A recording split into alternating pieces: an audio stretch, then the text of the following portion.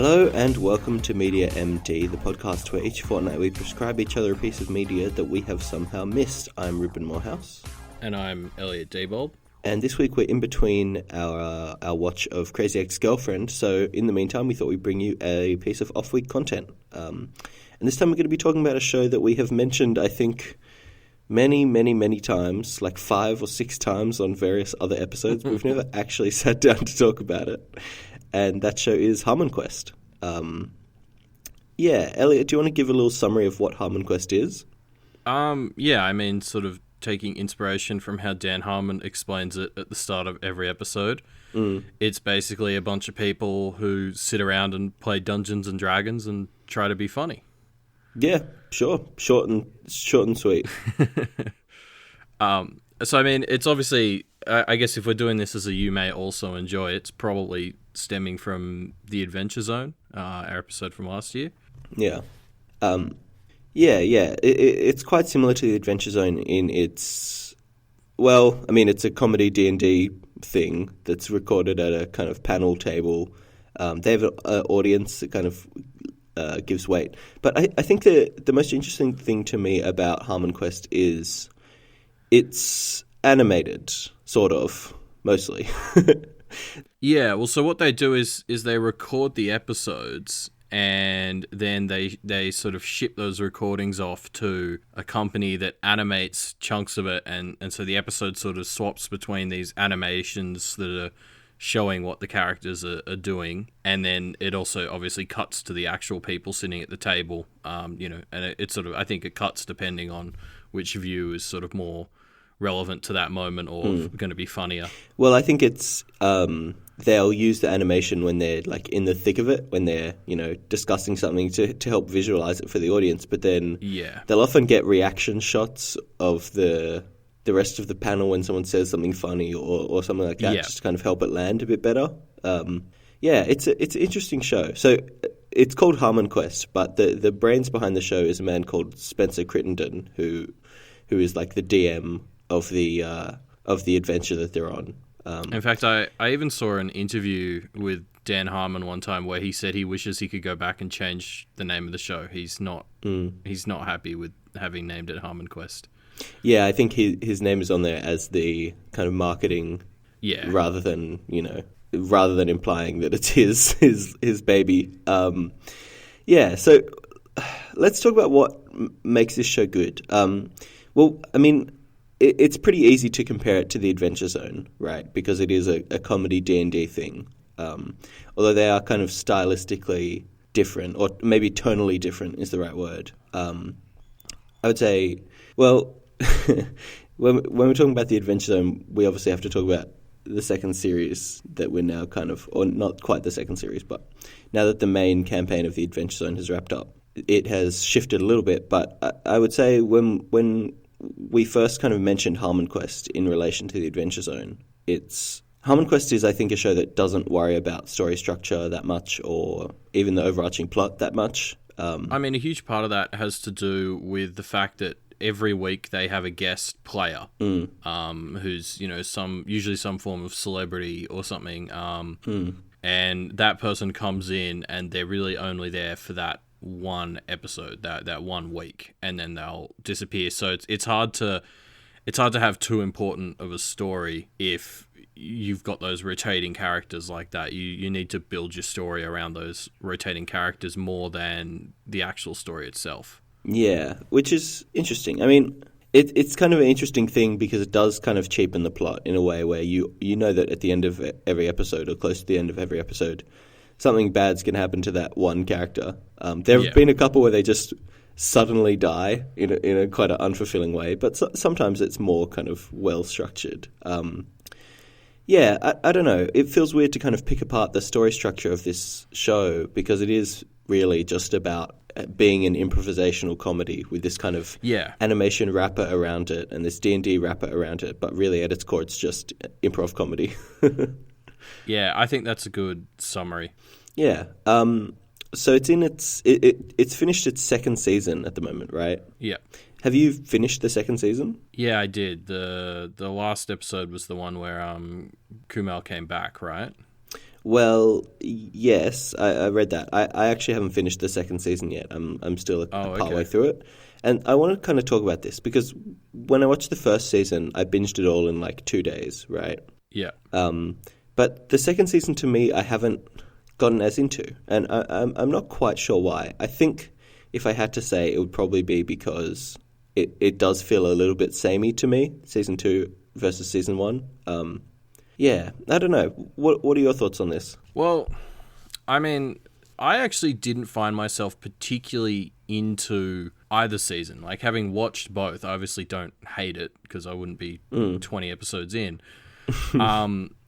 But personally, I've always just sort of found it to be a sort of, I would just call it a worse version of the Adventure Zone. And I know we've sort of said, they're different because they're often trying to do sort of different things. But I almost find myself just putting it on as something in the background, like while I'm cooking something, rather than something I really focus on. And I've never really gotten that into Harmonquest. But I would agree that season 2 and season 1 are, very similar. Like, the show hasn't tried to change or grow at all. It is just sort of doing the same thing. And that might change or it might not in the future. Yeah, it's interesting to me because this is obviously we're talking about this show on the podcast because we both do like it. But yeah, I think this is one of the reasons why we decide to do this as a You May Also Enjoy and not as a main series episode is because it's similar to the Adventure Zone. Like, it's comparable to the Adventure Zone, but the Adventure Zone to me wins out just because of its longer form. You get more time to get attached to the characters. It's got a more interesting story, and the jokes land more consistently for me with the Adventure Zone. I would agree with that, and I think the jokes landing actually has to do with that difference in plot structure. The Adventure Zone puts more time into creating these situations, which then makes it funnier when the McElroy brothers fuck with it. Whereas Harmonquest is just sort of jumping from place to place, and none of it's really that serious in world or out. So they're sort of always making fun of the scenarios. So it just never quite lands as hard. Whereas in the Adventure Zone, they spend all this time building it up and taking it seriously. It lands more when they stop doing that. Yeah, maybe it's this classic problem of if everyone's trying to make jokes and there's no straight man, it doesn't. Yeah. Like, there's nothing to play off of. If it's all just ridiculous, then none of it comes across as funny. It all just comes across as too ridiculous. So in the Adventure Zone, sometimes the gang will just, like, take a situation seriously and then start cracking jokes, and it gives it that grounding. I hadn't thought of that. That makes a lot of sense to me. Although I do think that the animation and the kind of... Something I've always liked about Rick and Morty, which I guess is a good comparable Dan Harmon animated show, is the animation, the fact that it's an animated show. Well, actually, this applies to Community as well. It probably applies to all of Dan Harmon's shows, is he's able to hide so many interesting details in the world, or not him specifically, but the writer or whoever, the animator, whoever's doing it, is able to hide so many nice little jokes and small, like, tidbits in the world in a way that you don't see that often in shows, and I think it adds to the rewatchability of Rick and Morty and Community, Dan Harmon's other shows. And I think Harmonquest is starting to do some more stuff like that. And I think it's starting to use its animation format as more of a actual thing rather than just a kind of consequence of the way that they've decided to make the show. Yeah, I mean, like, an easy example of that would be when they're doing the animation, when Spencer's sort of narrating something, they'll often just put an avatar of him in weird places, and he, as if he's talking to the characters and explaining what's happening, and they just, as the series has gone on, they've sort of put him in more absurd places, I guess. Yeah, and they'll do things where, like, the characters are describing something, and the animation will kind of update over time to keep up with what the characters are doing, and the characters are obviously saying some pretty crazy stuff, and so the animators have to not have to make things kind of not really make sense to keep up, and it's like, it's entertaining to watch, right? I feel like we've been pretty harsh on this show, but I do quite like it as a show. And I think that Spencer Crittenden is a pretty clever guy in working on how this format works. An example would be in the first season, he kind of leaves them to their own devices a lot, and it feels very kind of unstructured. But for the second season, at least the first half of it that I'm still kind of digesting, there's a character, which is like a dragon that like hangs out with them essentially. And Spencer plays this character because, you know, it's a character that's not one of the players. And he's able to use this as a device to kind of keep them on track and keep the story somewhat logical rather than just having them kind of bounce through it. And so I think it is a show that they consider carefully how they're going to make it work. And they do things like record an hour or so of footage and edit it down to like 20 minutes of show to kind of get the best bits. So there's clearly purpose behind it. And it is a good show. It's just, I don't know, hard to stack up sometimes. Yeah, I would recommend somebody do the Adventure Zone before over Harmonquest. In general. But if somebody was like had enjoyed the Adventure Zone, well then I would be like, well, you may also enjoy, and then put them on Harmonquest. Exactly, and that's the title of the episode. I think the other thing to keep in mind is Harmonquest is like each season is like 10, 20-minute episodes or so, whereas the Adventure Zone is like 70 hour-and-a-half episodes. Yeah, there is a time difference there. Yeah. But yeah, I think they're along similar enough lines that if you want to check out something like this, I would start with Harmonquest. Or you want to check something out like this and you don't want to invest that much time initially, totally just like watch Harmonquest and be like, oh, am I interested in a slightly better audio version of this? All right, I'll go check out the Adventure Zone. Yeah, that's a good point. Yeah.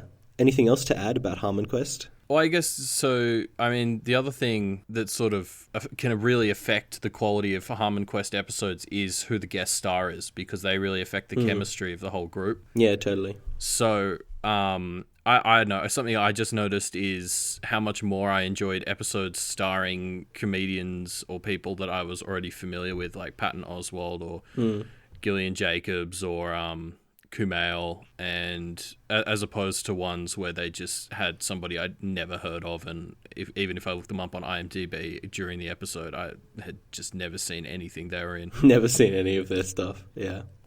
Since it is a rotating guest format, I think they do try their best to kind of keep the guests engaged and keep them kind of in the situation, but yeah, sometimes it's just not the right format for the guest. Like, even if these are talented people, it's something that they've never really done before, so it does fall a little flat. And I mean, that's usually something Dan asks right at the start of every episode, is what experience the guest has with just Dungeons and Dragons in general. And I think the majority of them have been coming in with none. Basically nothing. Yeah. Except for what's his face? The guy from Silicon Valley. Yeah, but not Kumail Nanjiani. I've forgotten his name as well. Anyway, so let's leave our Harmonquest discussion there, I guess. I don't know. I feel like we've been so negative on this show, but I quite like it as a show, and this is a show that I've gone out of my way to recommend to people before because I think they'll enjoy it. It's a funny show. I don't know. It's just, you do feel like it could be more. I think that's a good description. Is I enjoy it, but it feels like there's something sort of missing. Not enough to really make me not enjoy it, but enough to make me think that, it could be more. Yeah. All right. Well, that's a kind of somber note to end on, but I guess we'll leave it there. So yeah, as I mentioned before, we're in the middle of our recommendation for Crazy Ex-Girlfriend, the Netflix comedy musical series. So if you are planning on watching that, you have a week left to get in your comments. You can comment and leave your thoughts in the Reddit thread, which will be linked below. I guess we'll see you next week to follow up on Crazy Ex-Girlfriend. See you then.